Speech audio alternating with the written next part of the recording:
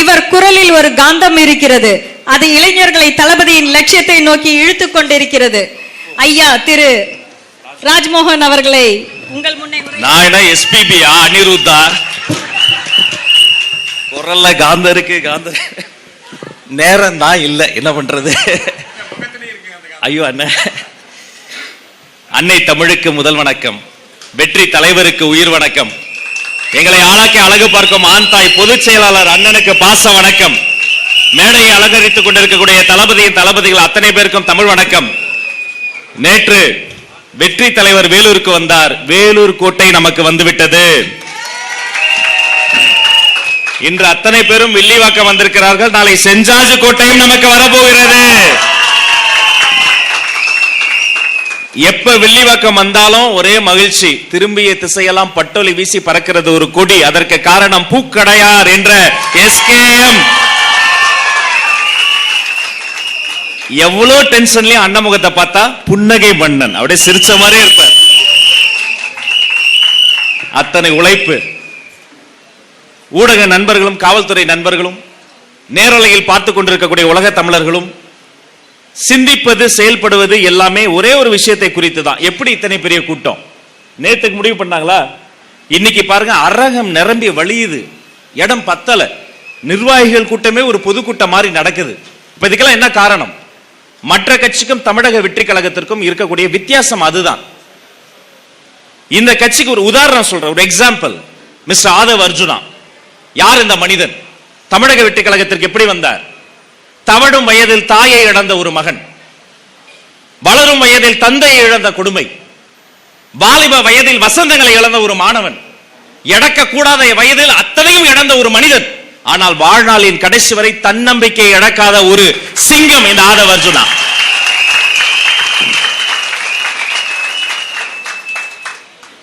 அனைத்தும் இழந்த குழந்தைகள் தவறான பாதைக்கு போவார்கள், போதையின் பாதைக்கு போவார்கள். ஆனால் பகுத்தறிவு பாதைக்கு சென்று மார்க்சிய விழுமியங்களை கற்றறிந்து, விளையாட்டு மைதானம் என்பது விளையாட்டு மைதானம் அல்ல, அது உனக்கு கிடைத்திருக்கக்கூடிய வாய்ப்பு. அந்த விளையாட்டு மைதானத்திற்குள் சென்று இந்த பாஸ்கெட் பால் ஃபெடரேஷன்ல நுழைஞ்சு மாவட்ட அளவில் வென்று, மண்டல அளவில் வென்று, மாநில அளவில் வென்று, சர்வதேச போட்டிகளில் இந்திய தேசிய கீதம் ஒலிக்கின்ற போது இந்தியாவிற்காக நின்ற நேஷனல் பிளேயர் ஆதவ் அர்ஜுனா போன்ற மனிதர்களை வைத்திருக்கிற கட்சி தமிழக வெற்றி கழகம். அரசியலுக்கு வருகின்ற போது எல்லாரும் இந்த திமுக கட்சியில நண்டு சிண்டு அல்லு சில்லு, இன்னைக்கு வந்தவன் நேத்திக்கு வந்தவன். கேள்வி ஒண்ணுதான், ஏன் அந்த இயக்கத்தில் கட்சிக்காக எத்தனையோ காலம் பாடுபட்ட மனிதர்கள் உங்களுக்கு நினைவில்லையா? 10 ஆண்டுகளுக்கு முன்பு அந்த கட்சிக்காக அந்த கட்சியை நவீனப்படுத்தியது யார்? தம்பி, நீ படிச்ச ஸ்கூல்ல வாத்தியாடுறா எங்க அவர் போட்ட வித. ஆனா நம்மள திட்டிட்டு நாம என்ன பண்றோமோ அப்படியே காப்பி அடிப்பானுங்க. ராம்பு போட்டா ராம்பு போடுறாங்க, துண்டு போட்டா துண்டு போடுறாங்க. அதை ஒழுங்கா போடலாம், காண்டுல அவங்க தலைவர் மேல அவங்களே தூக்கி போடுறாங்க. எனது அருமை சொந்தங்களே, சென்னைக்குன்னு ஒரு குணம் இருக்கு. சென்னை என்பது நீங்கள் திரைப்படங்களை பார்ப்பது அல்ல. வெறும் ரவுடிங்க கிடையாது, வன்முறையாளர்கள் கிடையாது, வெறும் கோபக்காரர்கள் கிடையாது, அறிஞர்களும் பேராசிரியர்களும் விளையாட்டு வீரர்களும் கொண்ட மண் இந்த சென்னை. மறந்துடாதீங்க, பூர்வீக குடிகளின் மண். இந்த சென்னைக்கு என்ன குணம் இருக்கோ அதே குணம் தான் இவர்கிட்டையும் பார்ப்பேன். சாப்பிடும் போது நான் எப்படி சாப்பிடுவேன்னு அது ராணுவ ரகசியம், எல்லாருக்கும் தெரியும். எல்லாத்தையும் சாப்பிடுவேன், அதுல நமக்கு எதுவும் கிடையாது. ஆனா அந்த மனுஷன் சாதாரணமா ஒரு முள்ளங்கி சாம்பார் ரசத்தை சாப்பிட்டு கையை கழுவிடுவார். நான் கேட்பேன், ஏன் சார் ஏன் இவ்வளவு சிம்பிளா சாப்பிடுறீங்க? அவர் சொன்னாரு, சாதாரணமா சொன்னார், இதெல்லாம் சொன்னா அவருக்கு பிடிக்காது. பிரதர், நீங்க சின்ன வயசுல நல்லா ரசிச்சு ருசி எல்லாத்தையும் கடிச்சு கடிச்சு சாப்பிட்டு பழகிருப்பீங்க. நான் வெறும் சத்துணவு சாப்பிட்டு உயிர் வாழ்ந்த ஒரு மனுஷங்க இங்க வந்து நிக்கிறேன் சொல்றான்னு சொன்னா. சரி, விளையாட்டு வீரராக அதோட விட்டாரா? அந்த விளையாட்டுக்குள்ள தாங்க பெரிய அரசியல் இருக்கு. போக்குவரத்துக்கு காசு இல்ல. எத்தனை பெண் வீராங்கனைகள் ஒரு அரசாங்க வேலை கிடைக்காம சூசைட் பண்ணது எத்தனை பேர் தெரியுமா? தலைப்பு செய்திகளை மலைப்பு செய்திகளா பார்த்து நாங்க கண்ணீர் விட்ட கதை தெரியுமா? எந்த விளையாட்டு சம்மேளனத்தில் அரசியல் இருக்கிறதோ அதை நீக்க வேண்டும் என்பதற்காக ஒரு வீரராக மட்டுமில்லாமல் அதே தமிழ்நாட்டு விளையாட்டு சம்மேளனத்திற்கும் இந்தியாவினுடைய விளையாட்டு சம்மேளனத்தினுடைய தேர்தலில் பங்கெடுத்து அதன் தலைவராக வந்து காட்டிய ஒரு சுத்தமான வீரரின் பெயர் தான் ஆதவ் அர்ஜுனா. மறந்துடாதீங்க. போக ட்ரெயினுக்கு காசு இருக்காது, பஸ்ஸுக்கு காசு இருக்காது. அன்ரிசர்வ் கம்பார்ட்மெண்ட்ல பிளேயர்ஸ் போயிட்டு இருந்தாங்க, இன்னைக்கு பறக்குறாங்க என்னுடைய செல்லக்குட்டிங்க. நீ போ, நீ விளையாடு, நீ விளையாட்டுல அரசியல கலக்காத, அரசியல் வேறு விளையாட்டு வேறுன்னு சொன்ன இவருங்க வேளாண் பட்ஜெட் வாசிக்கும் போது கொட்டாய் விட்டு தூங்குற விளையாட்டுத்துறை அமைச்சருங்க. நீங்க முடிவு பண்ணுங்க. உங்களை மாதிரி ஒரே வருஷத்துல மன்னராட்சி குடும்பத்தில் மகனாக பிறந்து விட்டதால் துணை முதலமைச்சர் பதவியை தொட்டவர் கிடையாது. தனது வாழ்நாளில் ஒவ்வொரு நொடையும் உழைத்து காலையில் 4 மணியில் இருந்து மைதானத்தில் உழைத்து சமூக அக்கறையோடு இந்த அரசியல் கலைத்து முன்னேறி வந்திருக்கக்கூடிய இவரை போன்ற இளைஞர்கள் நிறைந்த கட்சி கழகம் தமிழக வெற்றி கழகம். The name is TVK.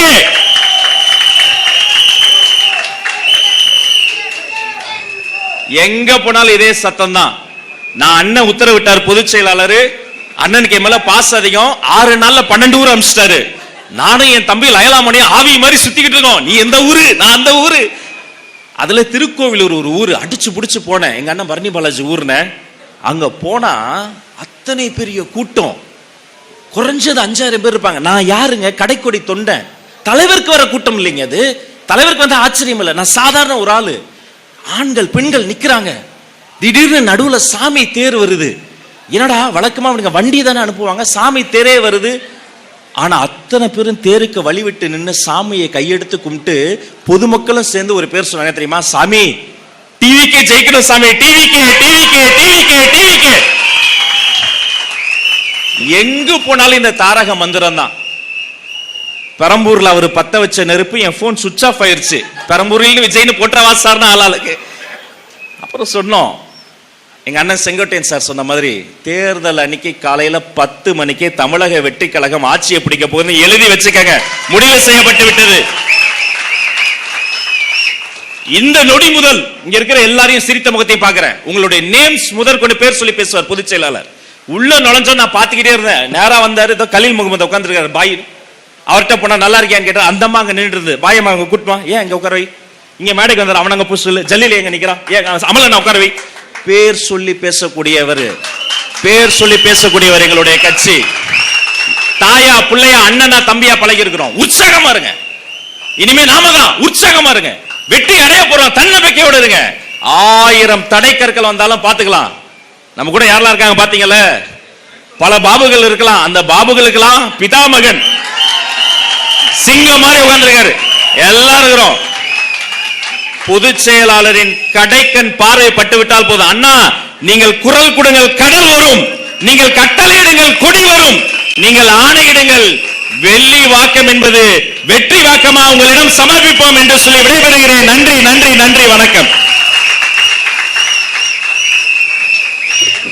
இப்ப எல்லாருக்கும் புரிஞ்சிருக்கும் நினைக்கிறேன். தமிழக வெற்றி கழகத்தின் காந்த குரலனுக்கு நன்றி. தொடர்ந்து தமிழக வெற்றி கழகத்தின் மாநில இணை செயலாளர் திரு CTR நிர்மல்குமார் அவர்களை பேச அழைக்கிறேன்.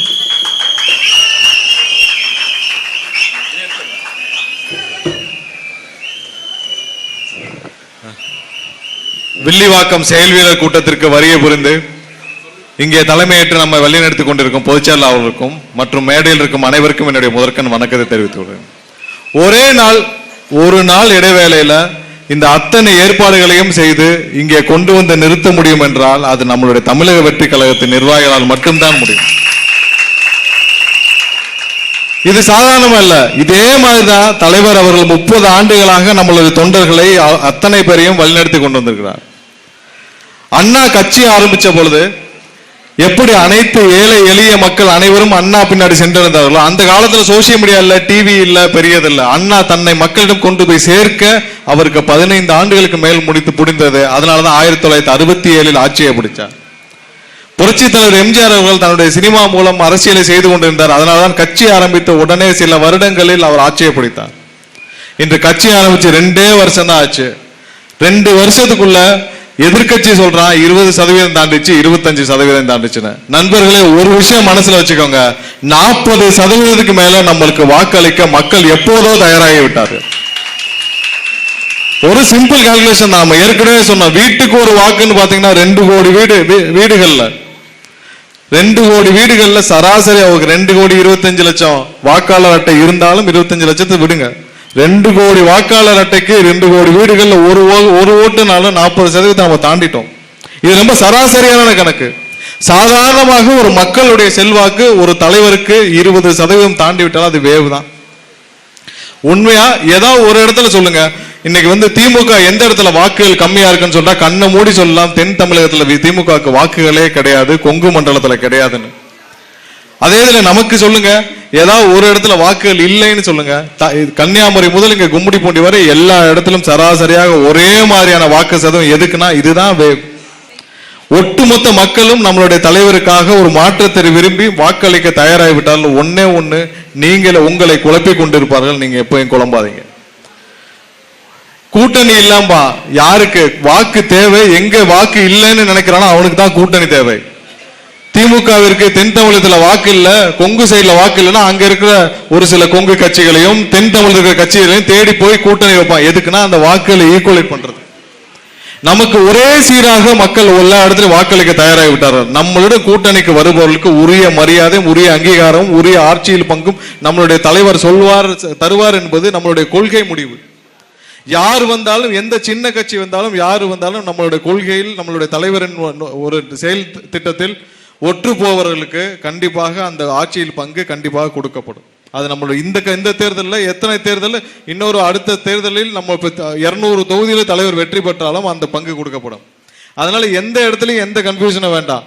உறுதியாக 2027 நம்மளுடைய தலைவர் முதலமைச்சர் ஆகிறார். இது மக்கள் முடிவு செய்து விட்டார்கள்.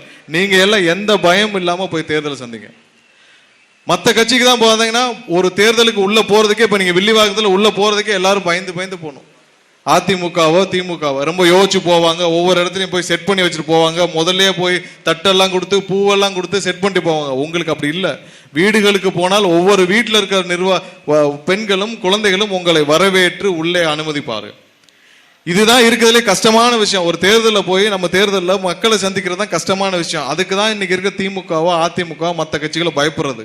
அந்த பயம் உங்களுக்கு இல்லை. அதை நம்ம தலைவர் ஒருத்தருடைய முகம் மட்டுமே. 1000 பேருக்கு கீழே தான் நமக்கு பெர்மிஷன். அதே நேத்து வந்து கீழே தான் நமக்கு பெர்மிஷன்.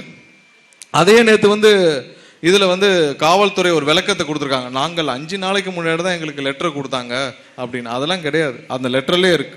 28ஆம் தேதி முதல் லெட்டர் கொடுக்கப்பட்டுச்சு. ஒவ்வொரு நாளும் நமக்கு எந்த இடமோ அந்த இடத்தை தராமல் அதை ஒவ்வொரு மாற்றுறதுனால தான் நமக்கு இடம் தேர்வு செய்வதிலேயே நமக்கு 20 நாட்கள் மேல எடுக்குது. கடைசியாக நிகழ்ச்சி நடப்பதற்கு 15 மணி நேரத்துக்கு முன்னாடி தான் அப்ரூவல் லெட்டரே வருது. அப்புறம் எப்படி நம்ம அறிவிப்பு செய்யறது? லெட்டர் வந்த உடனே தான் நம்ம அறிவிப்பு செய்ய முடியும். அந்த லேட்டா அறிவிப்பு செய்த பிறகும், அதாவது சாயந்தரம் 6 மணிக்கு மேலதான் நம்மளுடைய நிகழ்ச்சிக்கான அறிவிப்பே நம்ம கொடுக்குறோம். நேற்று நடந்த நிகழ்ச்சிக்கு அதுக்கு முதல் நாள் 6 மணிக்கு மேலதான் அறிவிப்பே கொடுக்குறோம். ஆனால் நேற்று சென்னையிலிருந்து வேலூர் வரை லட்சக்கணக்கான மக்கள் சாலை நின்று தலைவரை பார்த்தார்கள்.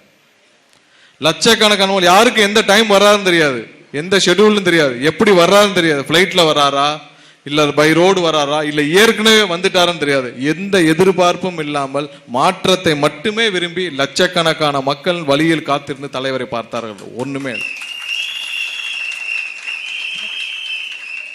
இது எதை காட்டுது? அந்த லட்சக்கணக்கான பேருடைய கண்கள்ல நாங்க வர்றப்ப பார்க்கிறோம். ஒரே ஒரு நம்பிக்கை, இந்த தேர்தலில் இவர்களை விரட்டி அடிக்க வேண்டும், தலைவர் முதல்வராக வேண்டும். இதை தவிர வேற வாய்ப்பு யாருக்குமே இல்லை. அண்ணன் செங்கோட்டையன் அவர்கள் உட்பட இங்க எல்லாரும் பல தேர்தல்களை பார்த்திருப்பார்கள், பல தேர்தலில் வேலை செஞ்சிருப்பாங்க. அண்ணன் ஜேசிடி அவர்கள் இதே வில்லிவாக்கத்தில் 1980 வெற்றி பெற்றிருக்கிறார். அண்ணன் VS பாபு அவர்கள் இதே தேர்தலில் பல தேர்தல்களில் திமுகலையும் அதிமுக வேலை செஞ்சிருப்பார். ஆனால் இப்பொழுது தமிழக வெற்றி கழகத்தில் இந்த விசில் சின்னத்தை எடுத்துட்டு போக சொல்லுங்க.